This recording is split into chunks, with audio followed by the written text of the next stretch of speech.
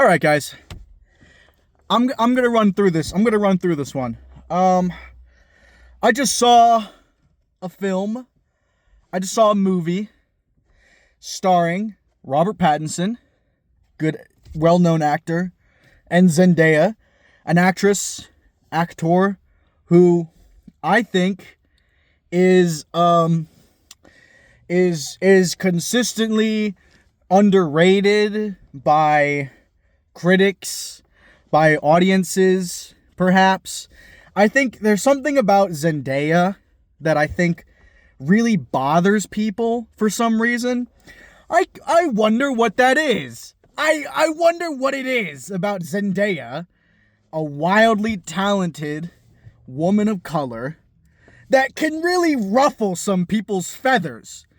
I can't put my finger on it. I can't get myself into the mindset of a person that looks at Zendaya and goes, I hate you! I hate you! I don't know what's up with that. But, as you may know, this movie, it is the A24 Studios' most recent film called The Drama. And let me tell you, drama there is. Drama there be, I should say. It's a short movie. Let me get this out of the way. I think recently with Dune and other movies, Beau is Afraid, there's kind of a thing where movies are getting kind of long, right? And I don't think that's not a bad thing. That's not inherently a bad thing. One of the many things that stands out to me about this picture film is it's under 2 hours long. When was the last time you saw a non-animated, non-children's movie that was under 2 hours long? I don't know. I don't have an answer for you. I don't know. Except for the drama. Except for the drama. It comes out to about an hour and 45 minutes ish, right? There's, if you're seeing it in theaters, there's trailers, there's movie trailers, there's advertisements, there's the credits, but the film itself, around an hour and 45 minutes long. That's interesting, because when you're watching it, it doesn't feel that way. Not in a bad way. Not in a bad way. There's so much going on in this movie that you're sitting there and sort of like Good Time, sort of like starring Robert Pattinson, sort of like Uncut Gems. You're sitting there and you're feeling yourself age from stress, from anxiety, from paranoia. You're like this. You feel it all, and it really compounds. But it's a nice little. You can watch this. You can put this on, in an afternoon. It's not gonna be a leisurely afternoon. You're gonna be sitting on the edge of your seat, clutching your fucking chest, having your therapist on speed dial, right? Side-eyeing your partner that you're watching it with for some fucking reason. It's gonna be a lot, but it's not gonna take that long, which is nice, I just want to say, I got a hot dog when I watched this movie. I got a meat missile, okay? I got a fucking Frank, right? And let me tell you guys, it came with no sauce. I was shocked. I didn't peek inside. I just went to my fucking theater and I open it. There's no one in the theater, by the way. I'm standing in the middle of the theater eating a fucking Frank, and there's no sauce. There's no sauce. Not even ketchup. I wouldn't put ketchup on a hot dog, but there's nothing. It's just a raw Frank, and I'm eating it. It was fine, but I think it's weird. I ordered my concessions with my ticket online the day previously.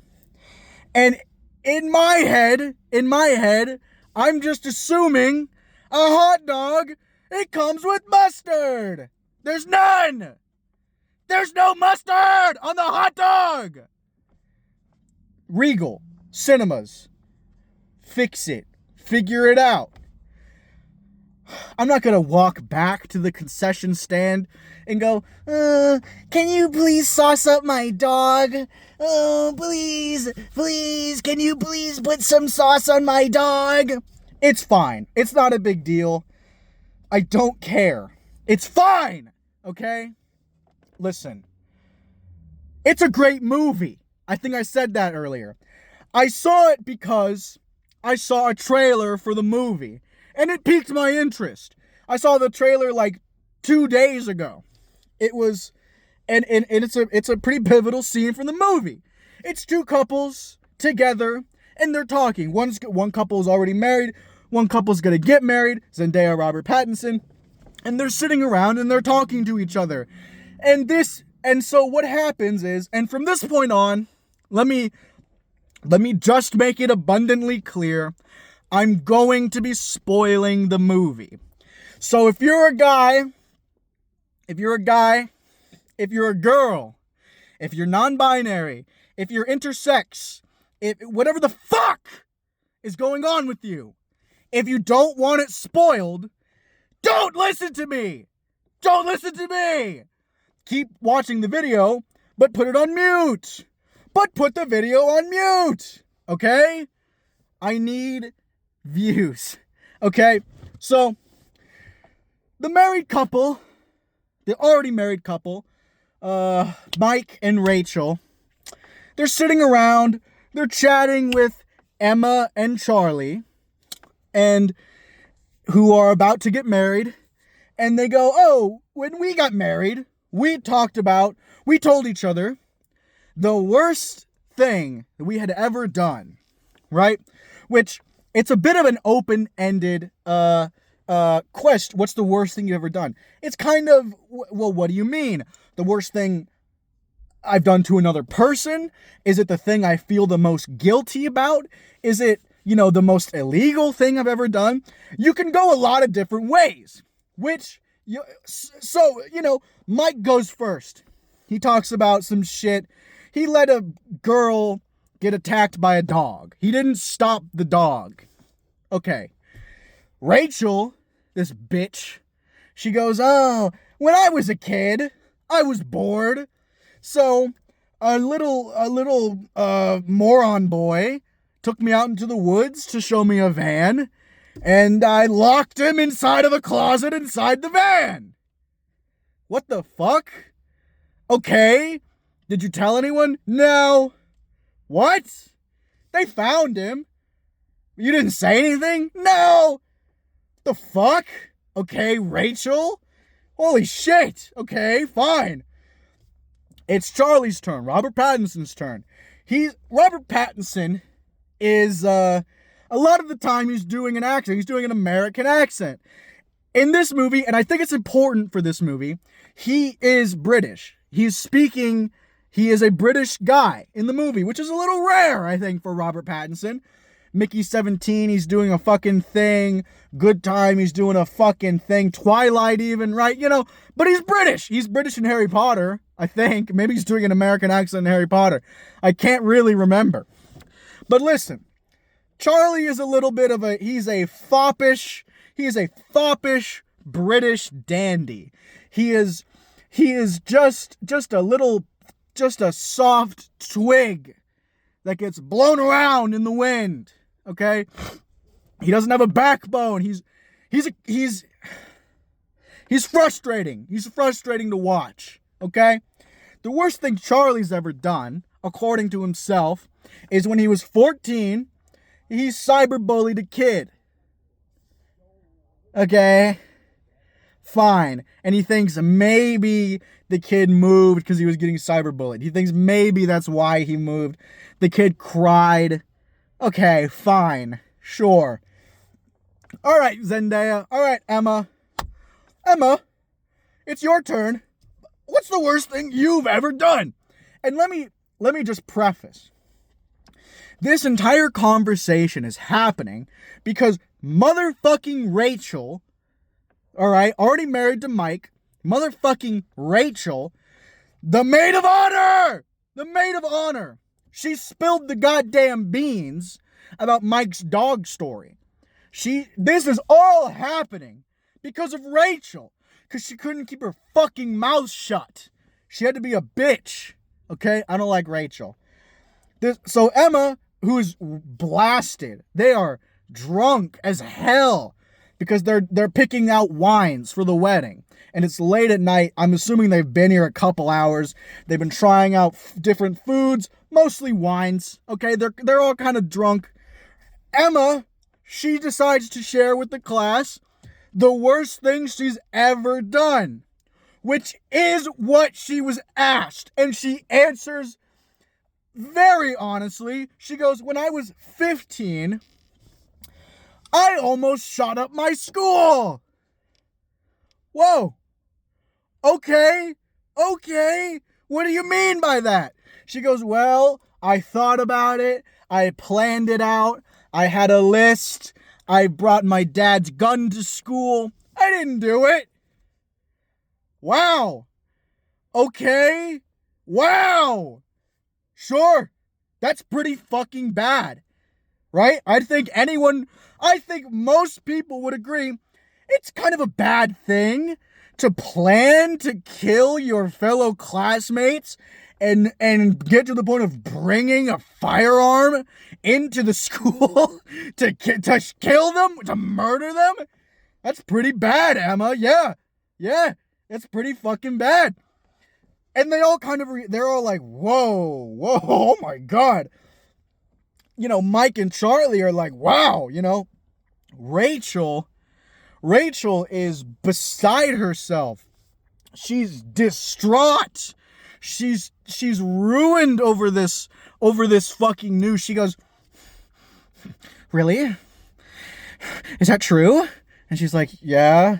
And she's like, my cousin Sam, you know, she's paralyzed because she was in a school shooting. You know that, right? And Emma's like, no, I didn't know that, you know? And it spirals into this whole thing. And then she vomits everywhere, you know, because she's fucking wasted and this is crazy and she's probably almost forgotten about it. You know, she's, you know, it's crazy, it's bad, but Rachel makes it this whole fucking thing, like she's still gonna do it. Like she's gonna walk into a school tomorrow and do it, you know? The characters are 30, at least Emma is. Emma's 30. She was 15 when she planned this. This was half of her life ago. Doesn't matter. She already said it. She can't take it back. Right? They go home. Fucking Charlie's all bent out of shape about it. He's like, we'll talk about this. We'll talk about this in the morning. You're fucked up. I don't want to talk about this. Shut up. Shut the fuck up. But whatever, right? And it's a whole fucking thing, you know, and they're still getting all the stuff out of the way for the fucking wedding. You know, they're talking to the wedding photographer. They're talking to, there's a whole thing with the DJ. And I think the DJ is an interesting facet to the whole story. Because before all of this craziness happened, right, on their way to go test out these wines and fucking risottos and whatever the fuck else, right? They see their wedding DJ. They're in New York, just on the corner of a street, smoking something. They think it's heroin, something out of tinfoil. She has a little straw. There's two other people with her. There's a fucking crumpled up thing of tinfoil. You know, you see. Okay. Right. I mean, it's kind of crazy. It's wild. It's wild to see your wedding DJ smoking heroin or whatever, you know, but, and they get really fucked up about it, and it's an interesting contrast because they're probably catching their DJ at a bad time, and they judge her completely. They judge her whole character based off of this one incidental thing that they happen to catch her doing, right? And then they fucking lambast her for it in front of Mike and fucking Rachel. They spill the beans, right? And it's interesting because a lot of this movie is Emma dealing with the fallout of Rachel fucking knowing, of Charlie fucking knowing, and it's really getting to her. She's trying to talk about it with Charlie, and he's just like, I just don't understand. I just don't get it. I just don't know why. 'Cause he's fucking British, and he's scared. He's scared of fucking guns, right? But and it's just interesting, right? What goes around kind of comes around in this instance. You're gonna fuck up your DJ because you caught her doing heroin, which I think a DJ should be on drugs, right? Right? Come on, guys, shouldn't a DJ be on something, guys? Right? You get all bent out of shape about this, and then you think it's you talk about, I almost killed a bunch of kids. And then you're like, everyone's mad at me because I almost killed a bunch of kids. Fuck. It's interesting to look at it, the grand scope of the fucking story, right? Charlie is no help at all. He makes everything so much worse. He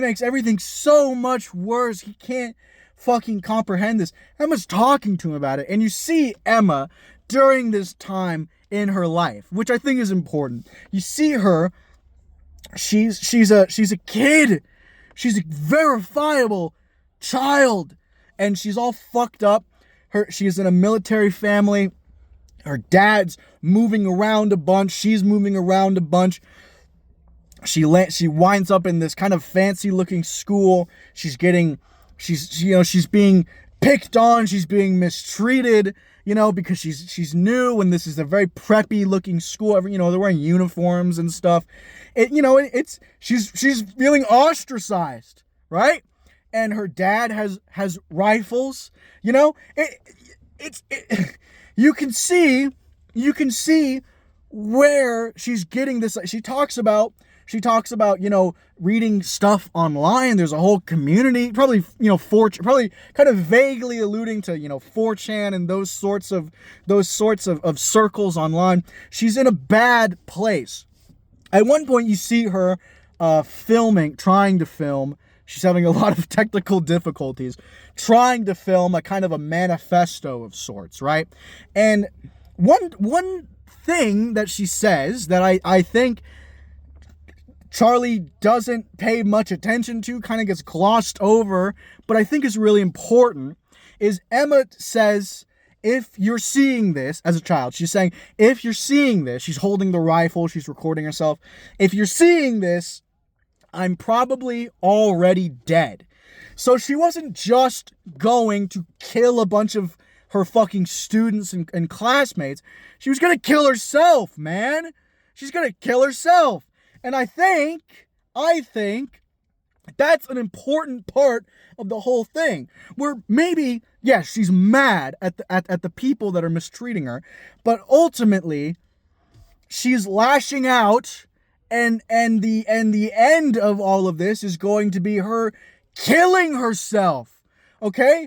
She wants to die. That's how awful she feels, and it's manifesting in this rage, in this violence, in this aggression, and it's only being worsened, being spurred on by the type of shit that she's consuming online with no, no parental guidance, right? She's all alone. She's all alone in this fucking world. And this seems like the only way out. Okay?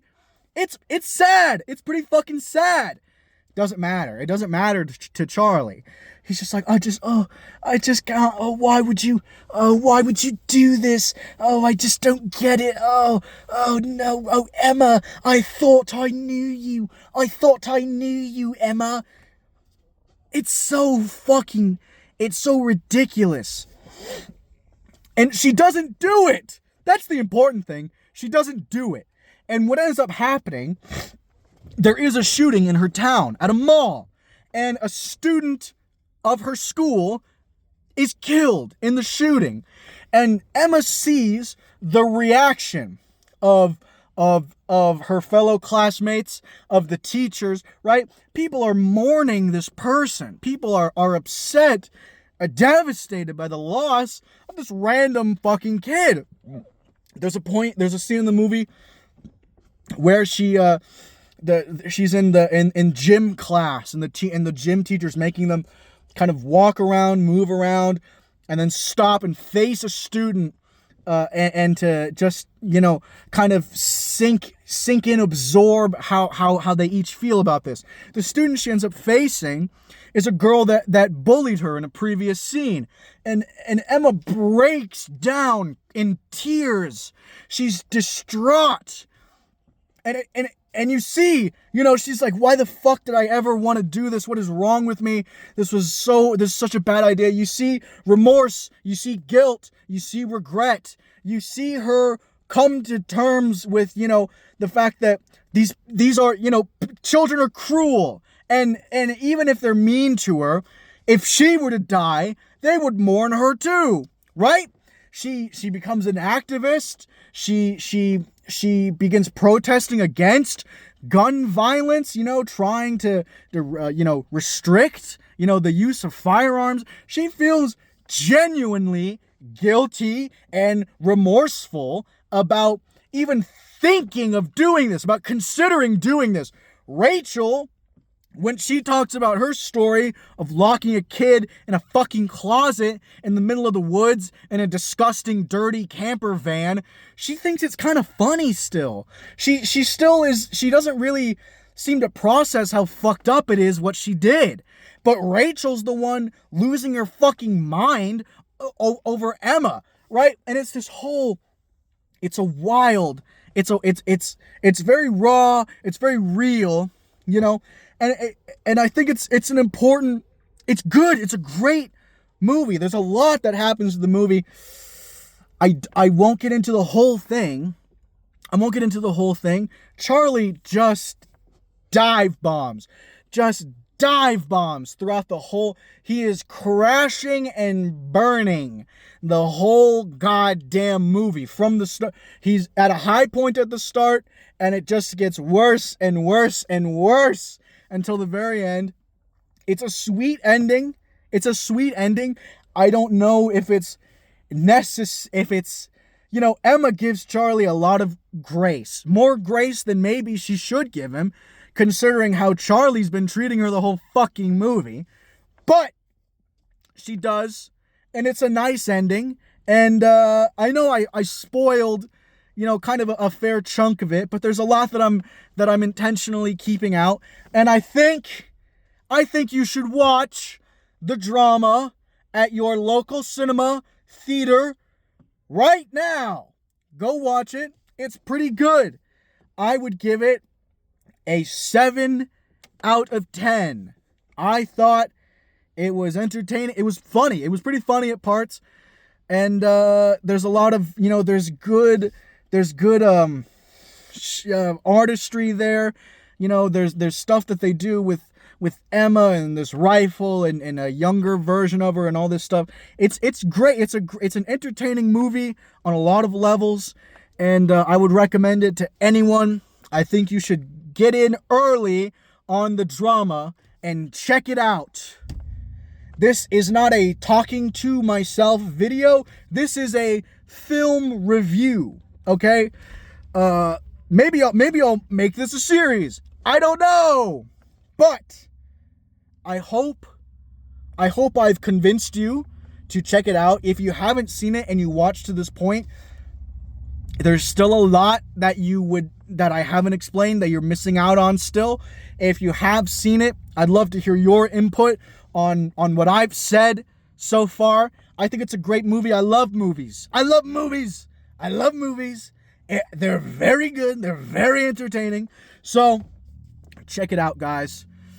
I will be uploading this probably as soon as I'm finished recording. I want to get this out. I had a bowl of pho just after the movie. It was fine. The broth was okay. Did I order beef and tendon and get a bowl of chicken instead? Yes. Did I eat it? Yes. Did I say anything about my order getting messed up? No. Because at the end of the day, unless you order something, if you order something and the thing that you get is roughly equivalent in price, it's not wildly more expensive than what you originally ordered, why complain? Why complain about your order getting slightly messed up? It doesn't click in my head, because I think regardless, you're still getting food that a person has made. There's a lot, with the pho place especially, there's a lot of accoutrement. There's hoisin sauce. There is chili oil. There's fish sauce. There's soy sauce. There's sriracha. There's a lot of, things. No matter what you're fucking doing, you're going to be altering the taste of it with all these random fucking things, whatever order, whatever combination, whatever amount you like to throw into the fucking broth to change it to your liking. It's not going to taste like how it originally came out anyways. So why complain? Why complain? I don't get it. Which is why I didn't complain. But I guess from a service standpoint, I did not get what I ordered, but it was still fine, So, pretty good bowl of pho. I would also a 7 out of 10 bowl of pho, I would say. Very big, very large bowl. And it was a nice cap to a wonderful day of watching a pretty stressful movie, that I think has a lot to say about society. It's about society and people and how we interact with people in our lives and how we treat people when we find, everyone has secrets. Everyone has a kind of a darkness to them. And I think, people don't want to acknowledge that. And when it does get brought to light, people, it's an interesting thing to see how someone reacts to that, because people can switch up, like fucking bitch ass Rachel. Goddamn, guys, if you see this movie, bring tomatoes into the theater. Throw them at Rachel every time she's on screen. Do it. The actress, I need to look up her name. I didn't look it up beforehand. I should have done that. The actress that plays her, phenomenal. An incredible job just being the biggest bitch I've ever seen. So, guys, I'm going to end it here. Thank you all for watching and listening, and have a great night. Goodbye. Goodbye.